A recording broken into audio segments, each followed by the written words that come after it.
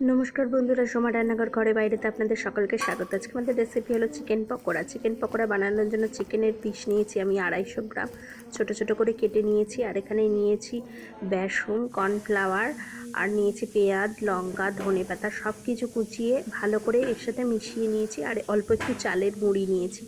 তো এগুলো, আর এর সাথে কিছু সামান্য মশলা নিয়েছি, জিরে, হলুদ, লঙ্কা, লবণ, অল্প একটু নুন, খাবার সোডা, সব কিছু দিয়ে ভালো করে মেখে এটাকে আমি 1.5 থেকে 2 ঘন্টা ফ্রিজের মধ্যে স্টোর করে রেখে দেব। তো 2 ঘন্টা পর ফিরে আসব। 2 ঘন্টা পরে এইগুলোকে আমি এইভাবে শেপ দিয়ে নিয়েছি একটু একটু করে। এটা কিন্তু যতটা বেশি পরিমাণ রাখা যাবে টেস্টটা ততটাই ভালো হবে। এবার আমি একটা কড়াইতে তেল দেব, দিয়ে একটু একটু করে ভেজে নেব। এই দেখুন, এইভাবে এক একটা করে শেপ করে আগে রেডি করে নিয়েছি। দিয়ে এগুলোকে প্রথমে এক কোট ভেজে নেব। এগুলো কিন্তু একবারেই হবে না, দুবার করে ভাজতে হবে, কারণ একবার ভাজলে ভেতরে চিকেনটা কাঁচা থাকবে।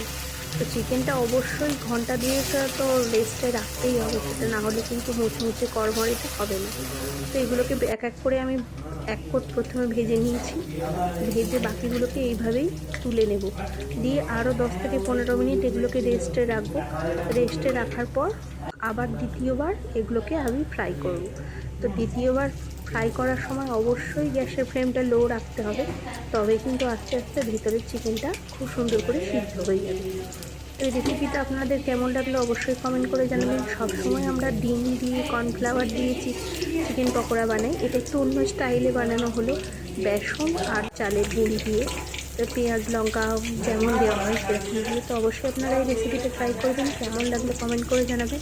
আর অবশ্যই আমার চ্যানেলটি সাবস্ক্রাইব করে পাশে থাকবেন। ভিডিওটা ভালো লাগলে লাইক, কমেন্ট, শেয়ার করবেন। আর এইভাবে বানিয়ে বাড়ির লোককে খাওয়াতে কিন্তু একদমই ভুলবেন না।